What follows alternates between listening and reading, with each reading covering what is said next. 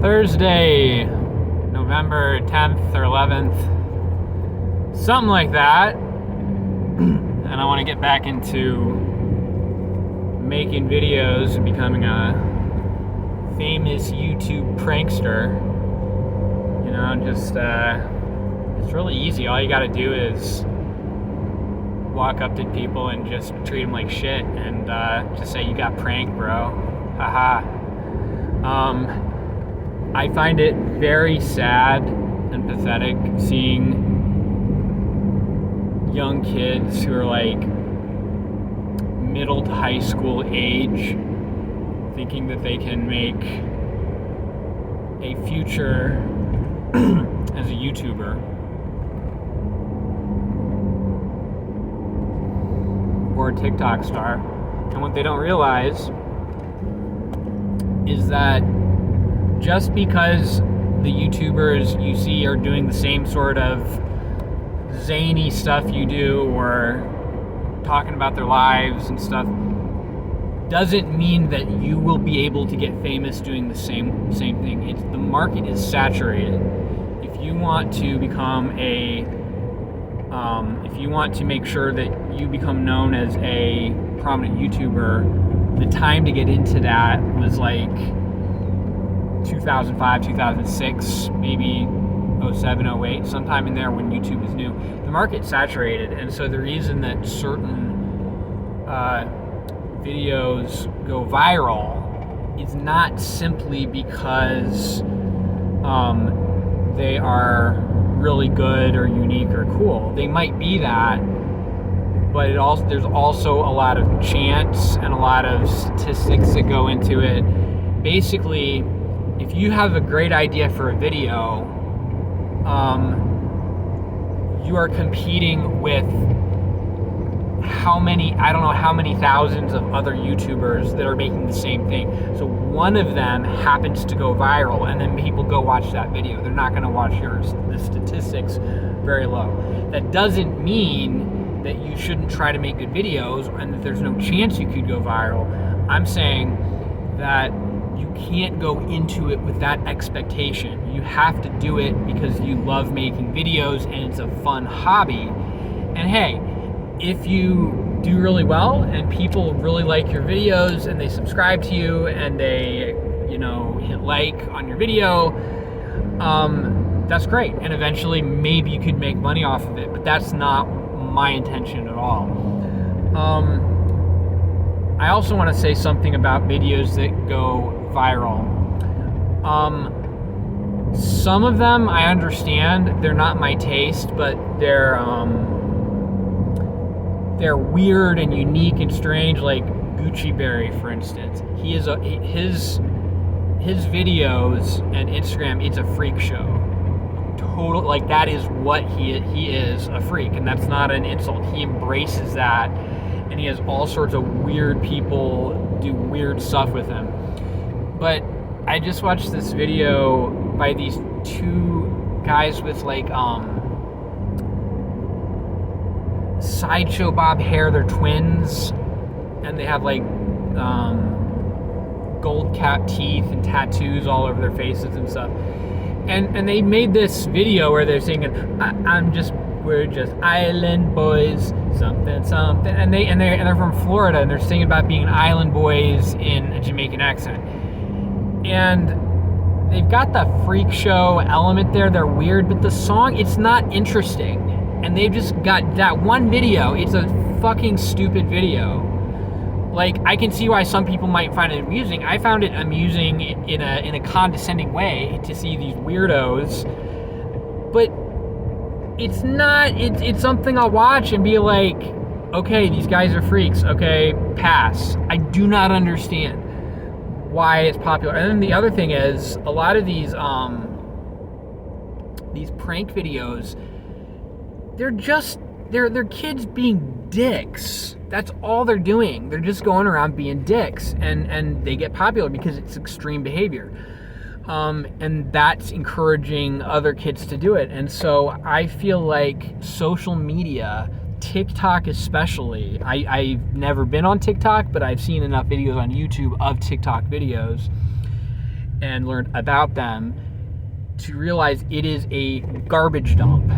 Yes, there are some entertaining stuff on there, but they're like these short stuff where you click. When I go on YouTube, I like watching long videos. Yeah, sometimes I like watching short videos, but if all you do is click, your brain, you become desensitized to all the stimulus, and if you have ADHD, as I do, it amplifies it. If you don't, it pushes you in that direction. It makes it hard. It basically, a lot of what's going on in social media and just entertainment in general is rotting the brains of the youth. So the internet makes smart people smarter and dumb people dumber. The internet has Google, and it has lots of great educational videos on YouTube, which I use and watch a lot. It also has garbage dumps like TikTok and other, what's the one, the video one? I forget, where you make short videos that get deleted. Anyway, I was telling this to somebody, and he was saying, oh, well, you're just kind of being a curmudgeon, not in a mean way, but he was like saying, hey, yeah, like that's every time there's a change in culture, the older generation disapproves of the younger generation because they're being outrageous, but then that becomes part of society, and society moves on and culture changes, and you just don't like the direction that it's going. But no, this is different. This is the future shock effect of this change in technology and its impact on culture. It has happened so rapidly, and there is so much constant change, constant stimulation, constant escalating of shock value, that it's actually affecting people's brains. Consider this. I was talking about Fetty Wap with Cardi B. I watched the video one time, and I felt like watching it is like basically rolling around like a pig in sewage. That's what it's like. When AC/DC got rebellious and edgy, they were singing about sex, drugs, rock and roll, and Twisted Sister, we're not gonna take it, and saying I'm gonna defy social conventions, and that's edgy. Saying, you're not supposed to do drugs, but they sing about doing drugs, and that's edgy because they're rebelling against the cultural norms, right? Fetty Wap is about the I don't even want to say the word. It's about the moisture level of someone's genitals, of women's genitals. There is nothing edgy about that. That's feeling like that's edgy is like saying throwing poop on somebody's front yard is being edgy. That's not being edgy. Going and smoking dope and having sex with your girlfriend when your parents said you're not supposed to, and playing and growing your hair out long like men aren't supposed to wear, that's edgy. Getting tattoos, that's edgy. There is nothing edgy about having a YouTube prank video where you just go around being a dick to people. There's nothing edgy about listening to a song like Fetty Wap. There's nothing edgy about it. It is, so anyway, to combat this element of future shock and overstimulation, I've been listening to white noise lately, or brown noise. There's different colors. I don't know what you would call them, but ambient white noise. And in order to block out all that stimulation, and it's had some really positive effects on my mind and my creativity. And I want to talk about that later, but for right now, I just want to talk about the nature of making and watching YouTube videos and or TikTok and other social media if you're into it. So, kids, if you want to make YouTube videos, make them and have fun with it. you're never going to make money off of it. It's almost guaranteed. The same way you're not going to win the lottery. If you ever make money, it might be cents, it might be 60 cents a week or something. Not something that you can live off of. So you're not going to be able to do it full time. So stay with your job and have fun on the side.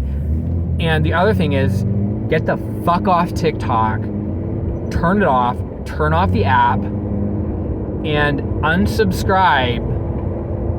Unsubscribe to shit YouTube channels, or just turn off YouTube altogether. Go learn, go read. I've been reading more. I've been trying to get off. So, I will say, YouTube is great for educational purposes. So keep YouTube, but be very conscious about the stuff you're watching. If you can't help watching funny videos and it's a way to, escape and just turn off your brain, great. Hey, I do that, and it's okay. You know what my two guilty pleasures are? Dr. Phil and To Catch a Predator. I watch those things compulsively. I will spend hours watching the same Dr. Phil and To Catch a Predator clips a lot, okay? To me, that's just a way to turn off my brain and just be amused, okay? But, it's not just pure garbage, because there's actually psychological elements there. It does inspire some degree of thinking more than some of those prank videos and also family vlog videos. And a lot of those are really effed up. So anyway, that's all I'm going to say for now. Driving up to Bear's Den, got my sketch pad and pens. Different size pens, love pen and ink. I'm trying to get back into painting, add color, but I'm also going to try to work on my pen and ink stuff. So anyway, that's all I got for you now. Peace.